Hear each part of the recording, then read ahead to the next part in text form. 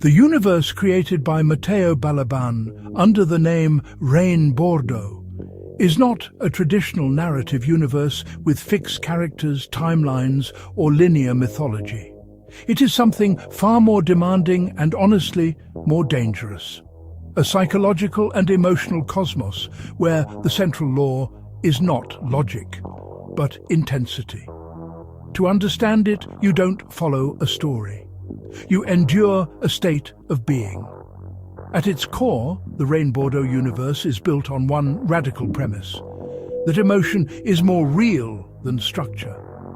Everything else, paintings, books, fashion, language, is just a vessel trying to hold something that cannot be contained.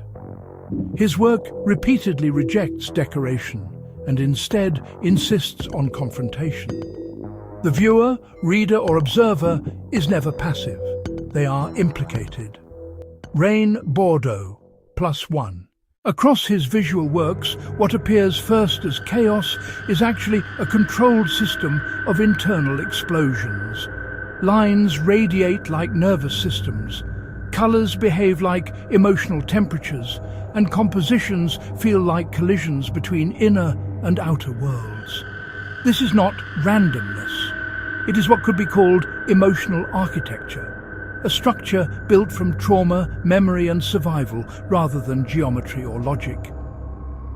Bordo +1. The Bordo universe operates through recurring tensions: chaos versus control, identity versus fragmentation, silence versus eruption. These are not just themes, they are forces that actively shape every piece. Paintings often feel like implosions rather than compositions, as if something inside the human condition has collapsed inward and is now radiating outward in all directions. Bordo. One of the most important aspects of this universe is the absence of a central figure. There is rarely a character in the traditional sense. Instead, the protagonist is the human condition itself, stripped of face, stripped of narrative comfort. This creates a strange effect. The viewer becomes the missing subject. You are not looking at the work. The work is looking at you. Bordo. This is where the books come in as an extension of the same universe, not a separate layer. Titles like Temelj, Kisha Bordo, Autor Chaosa, Chesta Nema Empatia, and Krchotine Nekadašnjeg Carstva suggest a consistent philosophical terrain: foundation, chaos, lack of empathy, fragmentation, and collapse.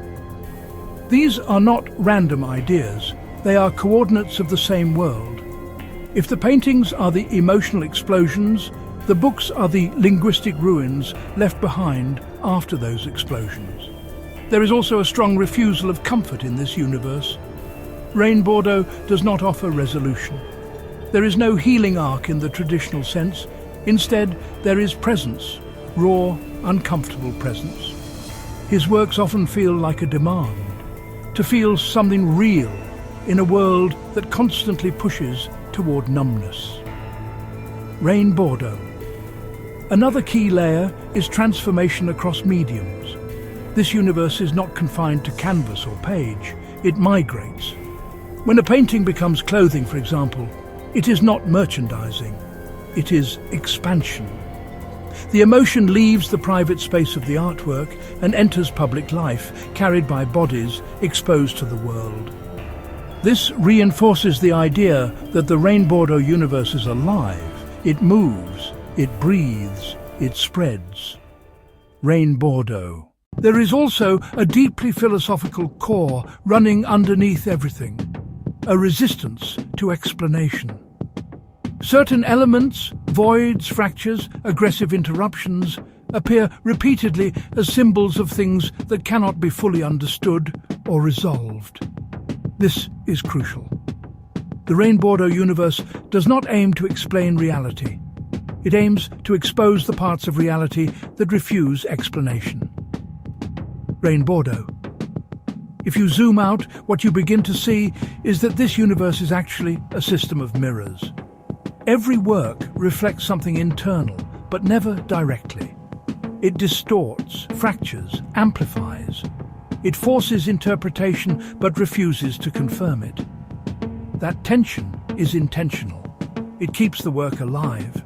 It prevents it from becoming static or solved. There is also a strong sense of survival embedded in this world. Despite the violence of colour, the aggression of form, and the constant presence of fragmentation, the works do not feel defeated. They feel resistant, almost militant in their refusal to disappear. This is not art about being broken. It is art about continuing despite being broken. And that's where most people misunderstand it.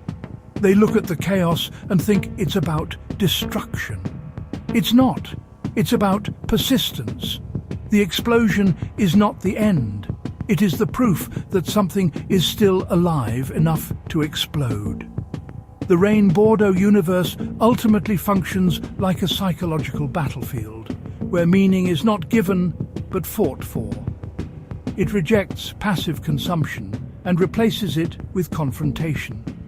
It moves across mediums, refuses resolution, denies comfort, and insists on emotional truth over aesthetic pleasure. If you want to understand it properly, you have to stop trying to figure it out and start allowing it to affect you. Because in this universe, understanding is not intellectual. It's visceral.